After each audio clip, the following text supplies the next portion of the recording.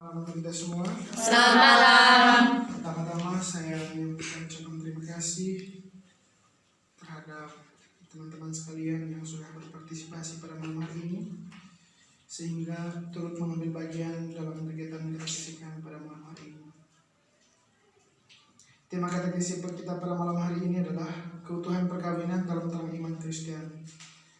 Pertama-tama kita harus tahu bahwa sakramen perkawinan merupakan sebuah perjanjian suci antara manusia dengan Allah.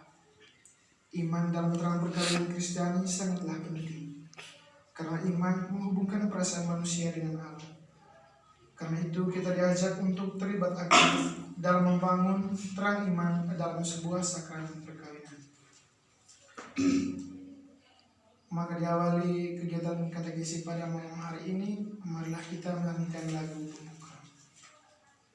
Andaikan aku langit bahasa semua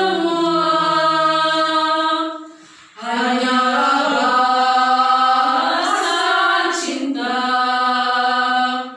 kunci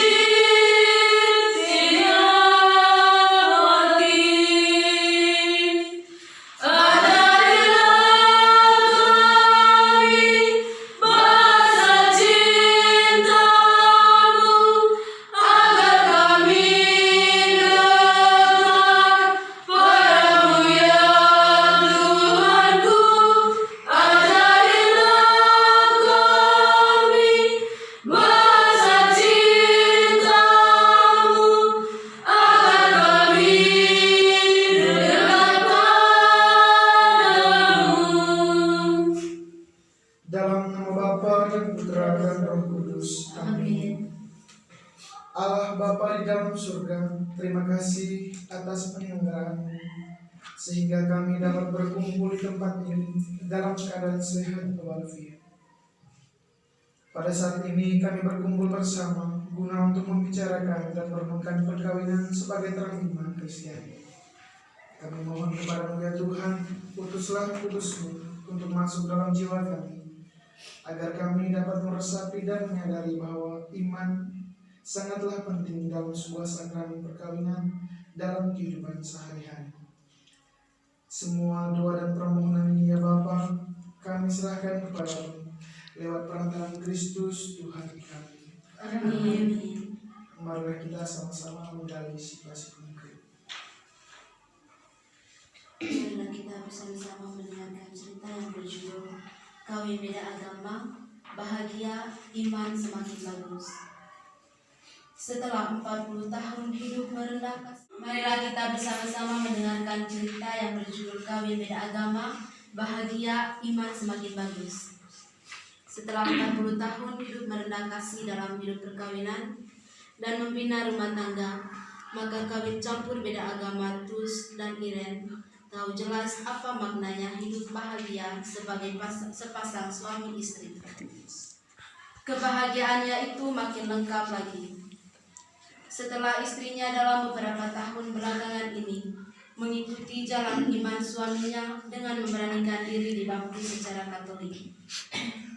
Kawin campur beda agama dialaminya bukan sebagai halangan untuk meraih apa itu hidup bahagia dalam pernikahan. Kami berdua saling sayang dan merasa bahagia, meski cara dan jalan ibadah kami berbeda, ujar Tus. Tus sendiri tidak pernah mempersalahkan agama keluarganya. Saya sendiri berasal dari keluarga gado-gado. Ayah saya Kristen, sementara ibu saya seorang muslimatan. Bahwa akhirnya saya menjadi Katolik yaitu sejarah perjalanan hidup, ujarnya lagi. Cintanya kepada Iren bersemi di Banjarmasin. Ketika dirinya masih muda, belia sementara calon istrinya, waktu masih duduk di bangku SMP. Orang tua saya oke-oke saja, karena itu hanya cinta monyet. Tetapi ternyata berlanjut sampai 10 tahun, walau belakangan Tus bekerja ke Bandung, dan kami menjalin cinta kembali ketika akhirnya saya kuliah di Bandung. Kenal Iren. Perjalanan waktu yang membawanya ke bangku pelaminan. Karena Iren berasal dari keluarga terpandang dan dikenal sebagai keluarga sangat soleh, maka ikatan perkawinan Tus dan Iren terjadi di Kuak.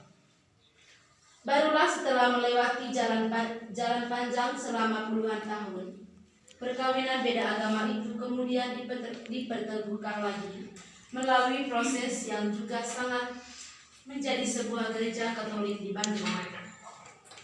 Namun sebelum memasuki jalan terang tersebut, Iren mengaku tidak pernah terbayangkan sebelumnya bahwa sekali waktu ia memberanikan diri untuk dibaptis secara Katolik. Menurut pengakuannya, jalan panjang itu diretas melalui pengalaman tak terduga sebelumnya. Pernah sekali waktu, saya tak terkutik sama sekali ketika saya telah menghabiskan seluruh harta simpanan kami karena bisnis saya bangkrut total. Saat suami tanya di manakah uang simpannya, maka saya hanya bisa duduk bengong, tak bisa omong apa-apa karena uang Tus, harta kami berdua sudah diludeskan termakan bisnis yang gagal. Kenang Iren soal masa sulit yang pernah dihadapi. Sebagai istri dan ibu anak-anak, saya merasa gagal, malu hati. Yang terpikir hanya cerai atau mati saja. Di hadapan keluarga besar kami di Banjarmasin, harga diri kami juga jatuh. Belum lagi dikomentari, itu terjadi karena kalian tidak menikah seiman, ujarnya. Namun sekali waktu ada pula teman yang kasih nasihat. Mungkin juga lebih baik kalau kalian seiman, sehingga seperti kapal, jangan ada dua nahkoda, melainkan hanya satu kapten saja. Waktu berjalan sangat cepat ketika sekali waktu Tus mendapat tugas belajar di Inggris dan harus membawa seluruh keluarganya di sana. Niat Iren yang tiba-tiba ingin menjadi Katolik semakin terbuka lebar ketika keluarganya pindah ke Inggris, sembari membawa satu koper benih kaset dan buku-buku rohani. Baik, terima kasih kepada Saudara Vira yang sudah membacakan cerita. Saya mau tanya dulu, apakah cerita yang sudah dibacakan cukup jelas atau bagaimana? Sudah jelas. Baik, terima kasih. Setelah kita mendengarkan cerita yang sudah dibacakan tadi, di sini kami sebagai fasilitator memiliki beberapa pertanyaan berkaitan dengan pertanyaan pendalaman atau menggali situasi berdasarkan situasi konkret. Pertanyaan yang pertama, setelah mendengar cerita di atas atau pengalaman dari saudara Tus dan Iren, kira-kira apa yang teman rasakan dengan iman dalam pernikahan beda agama antara Iren dan Tus? Sekali lagi, setelah mendengar cerita di atas atau pengalaman Iren dan Tus, apa yang teman rasakan dengan iman dalam pernikahan beda agama antara Iren dan Tus? Waktu dan kesempatan saya persilahkan.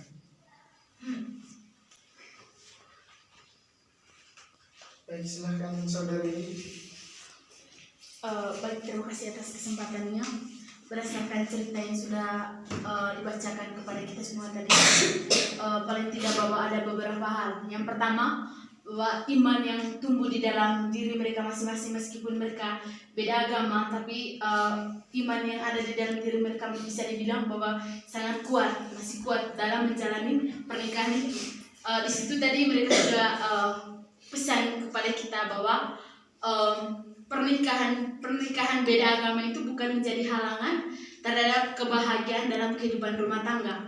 Artinya bahwa perbedaan iman yang ada dalam diri mereka masing-masing tidak menjadi penghalang ketika mereka menjalani hari-hari dengan aman atau untuk menempuh suatu kebahagiaan. Dan di sini soal beda keyakinan itu sah-sah saja ketika misalnya kita menjalaninya itu sesuai dengan keyakinan masing-masing. Lalu yang kedua, bahwa dari pengalaman iman yang mereka contohkan tadi, paling tidak itu menjadi pelajaran juga bagi kita yang mungkin sebentar lagi kita juga masuk pada tataran yang demikian, yang dimana bahwa hidup berkeluarga. di situ mau mengatakan kepada kita beda keyakinan itu bukan menjadi penghalang ketika kita mau hidup bersama. Tetapi intinya bahwa untuk bisa mempertahankan suatu keluarga itu yang paling pertama dan utama adalah bagaimana kita bisa menjaga komunikasi dan keharmonisan keluarga itu sendiri. Baik, terima kasih kepada Saudari Yuri. Mungkin ada teman-teman yang lain yang ingin menanggapi atau memberikan komentar berkaitan dengan pengalaman dari pengalaman Saudara Iren dan Tulus tadi. Sekali lagi waktu saya persilahkan. Sepatah dua kata saja, tidak apa-apa. Santai, relax. Saya perlu tegang.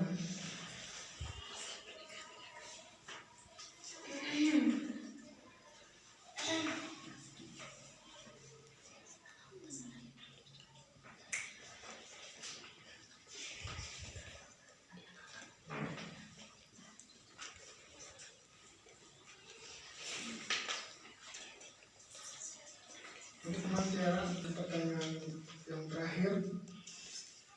Setelah mendengar cerita tadi, baiklah kita memberikan komentar singkat berkaitan dengan pengalaman iman Kristiani dalam perkawinan berdasarkan kisah tadi. Saya persilahkan, silakan Saudari Dila. Baik, berdasarkan cerita yang telah dibacakan tadi bahwa Tulus dan Iren menikah dengan konteks agamanya yang masing-masing berbeda. Untuk konteks zaman kita sekarang ini, menyatukan dua orang dengan keyakinan yang berbeda itu sangat sulit. Tetapi yang digambarkan dalam cerita atau yang diceritakan dari kisah Iren dan Tulus ini merupakan sesuatu hal yang baru, di mana cinta mereka atau cinta antara Tulus dan Iren ini tidak dihalangi oleh keyakinan mereka yang berbeda. Dan juga saya berpikir orang tua di sini bersikap bijak terhadap cinta mereka. Mereka mensah-sahkan saja dengan menyatukan kedua anak mereka meskipun mereka memiliki keyakinan yang berbeda. Berarti di sini bahwa saya sebagai pribadi memuji terhadap tindakan dari orang tua maupun dari kedua pasangan itu, karena besarnya cinta itu tidak dapat dihalangi oleh situasi dan keadaan apapun. Meskipun keyakinan dan agama itu berbeda, tetapi ketika cinta itu menyatukan dua pasangan, maka itu tidak akan pernah dipisahkan. Dan yang paling penting bahwa ketika sepasang suami istri itu disatukan dengan keyakinan berbeda, mereka mampu menjalankan keyakinan mereka masing-masing, sehingga mereka terbentuk menjadi suatu keluarga yang harmonis tanpa adanya sebuah perselisihan atau pertentangan yang menghalangi terbentuknya keluarga mereka. Saya berpikir demikian. Baik, terima kasih kepada Saudara Dila. Mungkin ada teman-teman yang lain yang ingin memberikan komentar berkaitan dengan pengalaman dari Saudara Iren dan Tulus tadi. Waktu dan kesempatan, saya persilahkan. Baik, Saudara Tiara, saya persilahkan. Baik, terima kasih untuk kesempatannya. Dari cerita yang telah diceritakan tadi tentang Tulus dan Iren, di mana mereka perkawinan beda agama. Dalam perkawinan beda agama itu sebenarnya dalam konteks kita sekarang itu di zaman, apalagi zaman modern seperti sekarang ini, seperti yang kita lihat di berita-berita itu, banyak sekali orang-orang yang sekarang itu rela pindah keyakinan hanya untuk mengikuti pasangannya karena itu tadi didasari oleh cinta. Seperti kisah Tulus dan Iren tadi itu, karena cintanya mereka yang sangat luar biasa dan sangat hebat itu, makanya mereka yakin untuk begini menyatukan cinta mereka meskipun begini keyakinan mereka itu berbeda. Dan di sini saya merasa bahwa kisah cintanya seperti ini itu tidak semua orang bisa mengalami ini, dan tidak semua orang bisa memperjuangkan apa yang mereka inginkan. Dalam kisah Tulus dan Iren di sini, mereka memperjuangkan cintanya mereka, lalu mereka mendapat dukungan dari orang-orang terdekat mereka, sehingga mereka yakin bahwa apa yang mereka lakukan ini benar. Tapi di satu sisi, ketika mereka melakukan tindakan itu, bahwa mereka melakukan perkawinan beda agama, mereka tetap mereka tetap yakin pada keyakinannya mereka masing-masing, bahwa misalnya Tulus dan Iren yakin pada agama, masih percaya pada agamanya masing-masing meskipun cintanya mereka itu bisa. Terima kasih. Baik, terima kasih kepada Saudari Tiara. Kalau misalkan dari teman-teman tidak ada yang ingin menambah atau memberikan komentar, baiklah saya sebagai fasilitator ingin menyimpulkan beberapa komentar dan tambahan dari teman-teman berkaitan pengalaman dari Tulus dan Iren. Beda keyakinan bukanlah suatu penghalang untuk kita untuk menjalin sebuah hubungan. Tetapi bagaimana cara kita untuk menyatukan sebuah perbedaan keyakinan itu dalam iman yang satu, yaitu iman yang Kristus. Setelah kita mendengarkan beberapa pengalaman dan kisah yang telah disampaikan bahwa Tuhan itu sungguh bekerja dalam diri kita, Tuhan itu sungguh mencurahkan rohnya kepada kita agar menunjukkan jalan yang baik bagi kita untuk menyatukan suatu keyakinan atau iman yang sama. Baiklah, setelah kita mendengarkan secara saksama pengalaman yang baru kita dengar, marilah kita menimba inspirasi dari kitab suci. Saya mengajak teman-teman untuk membuka Efesus 45 ayat 22-3. Saya mengajak kita untuk mengambil sikap yang baik, untuk mendengar dengan tenang agar kita mampu meresapi apa yang kita dengar. Bacaan dari surat Paulus kepada jemaat di Efesus. Hai istri, tunduklah kepada suamimu seperti kepada Tuhan, karena suami adalah kepala istri, sama seperti Kristus adalah kepala jemaat. Dialah yang menyelamatkan tubuh. Karena itu, sebagaimana jemaat tunduk kepada Kristus, demikian jugalah istri kepada suami dalam segala sesuatu. Hai suami, kasihilah istrimu sebagaimana Kristus telah mengasihi jemaat dan telah menyerahkan dirinya baginya untuk menguduskannya, sesudah ia menyucikannya dengan memandikannya dengan air dan firman, supaya dengan demikian ia menempatkan jemaat di hadapan dirinya dengan cemerlang, tanpa cacat atau kerut atau yang serupa itu, tetapi supaya jemaat kudus dan tidak bercela. Demikian juga suami harus mengasihi istrinya sama seperti tubuhnya sendiri.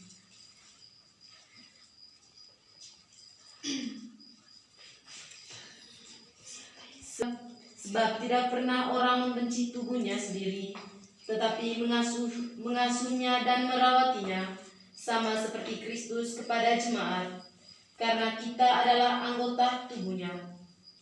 Sebab itu laki-laki akan meninggalkan ayahnya dan ibunya dan bersatu dengan istrinya, sehingga keduanya itu menjadi satu daging. Rahasia ini besar, tetapi yang aku maksudkan ialah hubungan Kristus dan jemaat. Bagaimanapun juga, bagi kamu masing-masing berlaku, kasihilah istrimu seperti dirimu sendiri, dan istri hendaklah menghormati suaminya. Demikianlah sabda Tuhan. Syukur kepada Allah.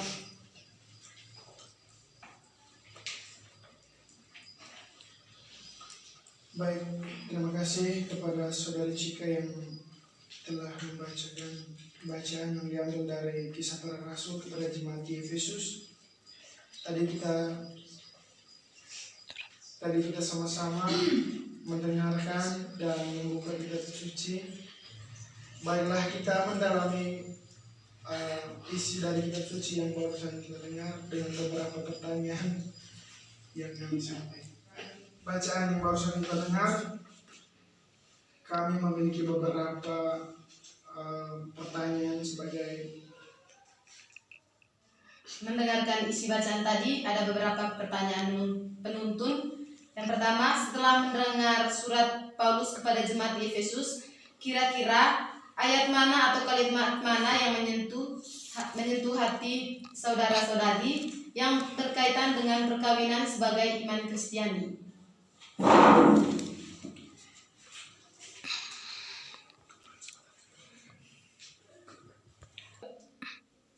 kepada saudari Lili, saya persilakan. Baik, berdasarkan isi bacaan tadi ada dua ayat yang menyentuh hati saya. Ayat yang pertama pada ayat ke-22 yang mengatakan bahwa hai istri, tunduklah kepada suamimu seperti kepada Tuhan. Ayat ini setidaknya mau mengatakan kepada kita semua atau bagi para istri supaya hendaklah tunduk kepada suami sama seperti kita tunduk kepada Tuhan. Janganlah kita menganggap suami itu sebagai barangkali bisa dikatakan bahwa sesuatu yang orang yang tidak berharga, tetapi hendaklah kita menghargainya seperti kita juga menghargai Tuhan. Lalu ayat yang kedua ada pada ayat yang ke-28 yang mengatakan bahwa demikian juga suami harus mengasihi istrinya sama seperti tubuhnya sendiri. Siapa yang mengasihi istrinya, mengasihi dirinya sendiri. Dari ayat ini juga setidaknya mau mengatakan kepada para suami supaya mengasihi istrinya sama seperti dia mengasihi diri sendiri. Jangan pernah menilai istri itu sebagai sesuatu yang atau orang yang tidak berharga, tetapi setidaknya dia mengasihi istrinya sama seperti dia mengasihi dirinya sendiri. Hendaklah dia menghormati istrinya juga sama seperti dia menghormati dirinya sendiri. Baik, terima kasih kepada saudari. Kesempatan berikut saya persilakan kepada saudari Stefani. Baik, terima kasih. Ayat yang menarik buat saya di sini ayat 33. Bagaimanapun juga bagi kamu masing-masing berlaku, kasihilah istrimu seperti dirimu sendiri, dan istri hendaklah menghormati suaminya.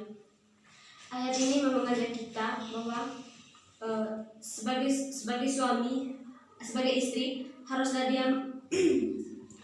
dia mengasihi suaminya, dan juga hendaklah suami mengasihi istrinya seperti dia mengasihi dirinya sendiri, dan hendaklah istri menghormati suaminya. Karena dalam sebuah pernikahan, kalau kita sebagai istri tidak menghormati suami kita sendiri, berarti orang lain juga tidak akan menghormatinya. Terima kasih.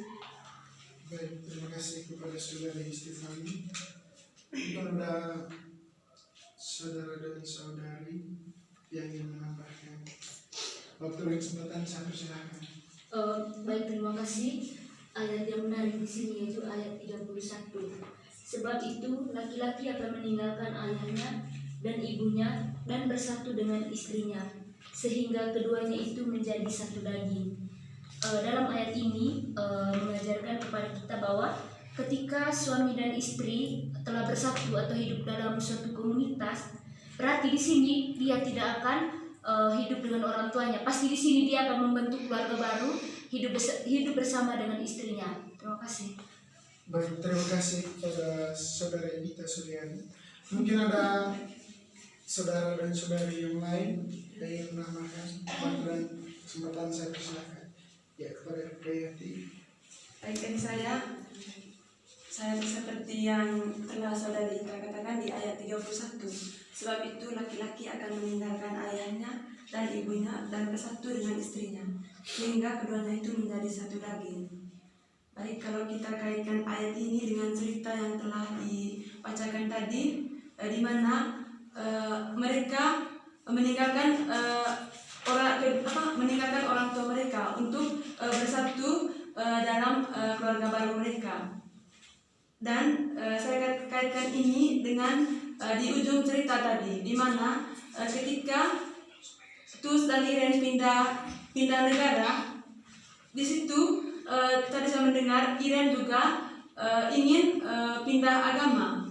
Dia ingin masuk ke agamanya Tus, sehingga saya merasa ayat ini sangat cocok dengan cerita itu tadi, di mana Iren juga dia rela meninggalkan agamanya demi untuk bersatu dengan agamanya dia punya suami. Terima kasih. Baik, terima kasih kepada Dayati. Baik, kita langsung saja ke pertanyaan yang 2. Dalam surat tadi, kira-kira apa yang dijelaskan oleh Paulus kepada jemaat di Efesus berkaitan dengan kasih Kristus adalah dasar kehidupan suami istri.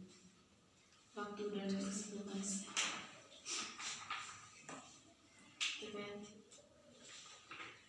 Baik, dari saya yang mau Paulus katakan kepada kita, dalam hidup berumah tangga itu harus ada saling mengasihi supaya rumah tangga itu tetap bersatu dan tetap utuh.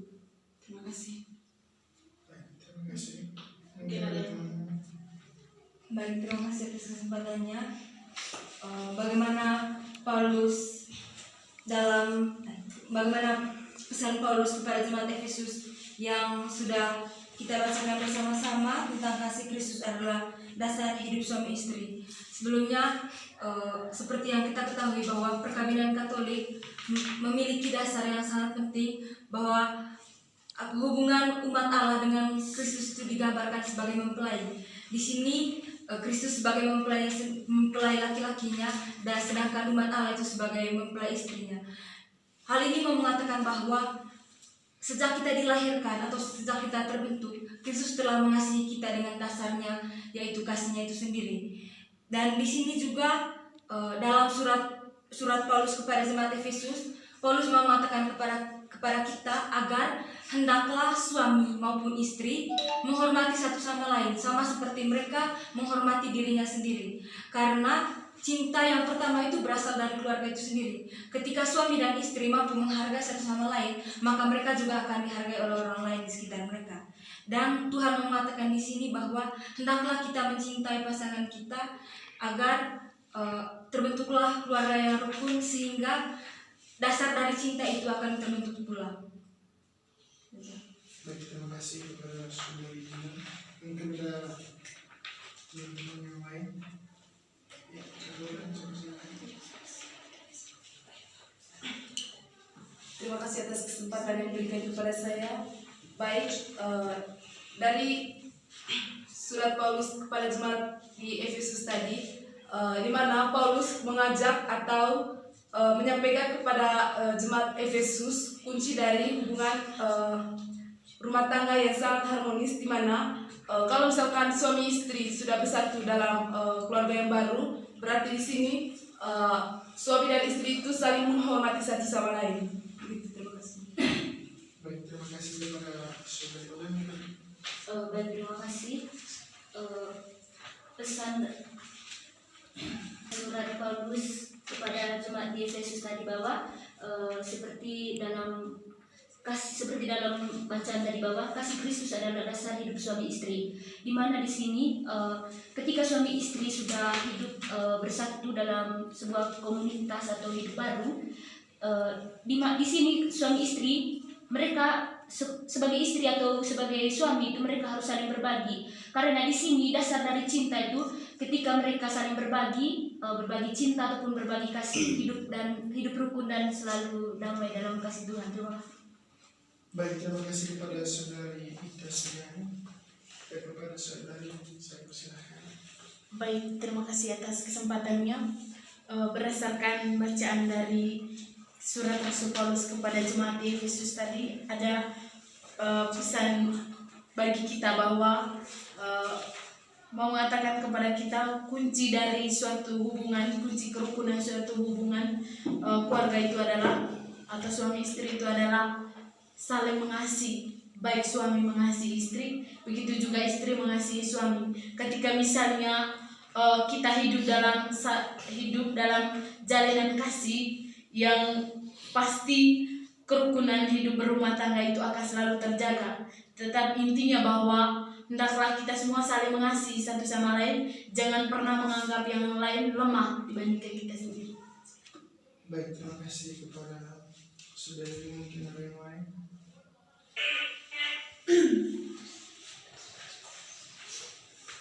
Baik, langsung saja penegasan dari kami. Paulus mengingatkan kepada jemaat Efesus perihal hubungan suami istri. Untuk menciptakan sebuah pernikahan yang indah, pertama seorang istri harus tunduk kepada suaminya. Jelas seorang istri harus tunduk kepada suami dengan rasa hormat terhadap suaminya. Kedua, seorang suami harus mengasihi istrinya seperti Kristus mengasihi jemaat. Kasih yang dimiliki oleh seorang suami adalah kasih yang mau berkorban untuk istrinya. Kasih yang tidak egois. Ketiga, menerapkan prinsip satu daging. Suami dan istri bukan lagi dua, melainkan satu. Jika istri menderita, suami ikut merasakan penderitaan istri dan juga sebaliknya. Jika dalam pernikahan, suami istri menerapkan prinsip ini, suami tidak mungkin menyakiti istrinya, begitupun sebaliknya. Jadi, tetap hiduplah dalam terang Injil, agar hidup mencapai perkawinan sebagai keutuhan terang iman Kristiani. Setelah kita mendengarkan cerita dan mendalami isi kitab suci, kita masuk pada aksi konkret atau rencana tindak lanjut, yaitu bagaimana langkah kita untuk mempersiapkan diri kita semua untuk dalam menuju pernikahan dalam terang iman Kristiani. Baik, terima kasih atas kesempatannya. Kita adalah orang-orang yang atau anak muda yang sebentar lagi masuk pada tataran atau masuk pada usia masa pernikahan itu juga nanti. Dan hal yang bisa kita lakukan untuk bisa mencapai pada pernikahan dalam terang iman atau terang Injil Kristus adalah hal yang pertama, kita bisa mendengarkan atau berusaha untuk mendekatkan diri dengan sabda Allah itu sendiri, yang dimana kita bisa membaca inspirasi-inspirasi dari dalam kitab suci yang membawa atau membuka wawasan kita tentang bagaimana pernikahan itu pada dasarnya, yang didasari oleh kasih Kristus itu sendiri. Lalu yang kedua, bahwa kita bisa mengikuti kegiatan-kegiatan rohani yang berbaur atau bisa membuka wawasan kita juga berkaitan dengan pernikahan itu sendiri. Lalu yang ketiga, dengan kegiatan-kegiatan, contohnya itu kegiatan katekese, lalu rekoleksi, dan juga kegiatan seri kitab suci, yang dimana bahwa kegiatan-kegiatan itu bisa mengajarkan kita atau memberi pengertian bagi kita bagaimana kasih itu mendasari hidup perkawinan. Ketika misalnya kita bisa mendapatkan semuanya itu dengan sendirinya, kita bisa siap untuk hidup dalam pernikahan yang diterangi oleh iman Kristus. Sekian.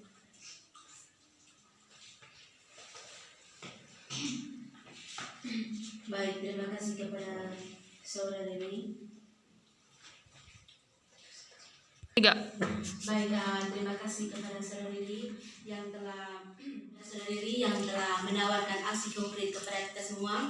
Di mana saudara Dewi tadi mengatakan bahwa kita yang sebentar lagi mau masuk pada masa pernikahan, kita harus mempersiapkan diri kita semua untuk menyiapkan diri lebih matang dalam memasuki masa pernikahan. Baik, terima kasih kepada saudara dan saudari yang sudah memberikan masukannya. Begitu pula terakhir dari rangkaian bidang kita, marilah kita mengambil sikap untuk menyampaikan doa kita. Terima kasih Allah Tritunggal Maha Kudus atas perlindungan dan kasih-Mu, sehingga kami boleh berproses dalam katekesi ini dan menggali pengalaman kami. Allah yang penuh cinta, terangilah kami semua dengan roh cinta-Mu, agar kami semakin memahami, menyadari, dan menghayati bahwa perkawinan adalah bagian dari iman kepada-Mu dalam kehidupan kami. Kiranya kami senantiasa mengandalkan Yesus dalam hidup setiap hari, sehingga kami dapat mengatasi tantangan dan persoalan iman yang kami alami. Semoga iman kami semakin diteguhkan demi kemuliaan nama-Mu yang kudus hari ini, esok, dan sepanjang masa. Amin. Marilah kita memohon berkat Tuhan. Semoga Tuhan beserta kita. Sekarang dan selama-lamanya. Semoga segala niat, usaha, dan perjuangan kita senantiasa dilindungi dan dijaga oleh berkat Allah yang Maha Kuasa. Tuhan cemara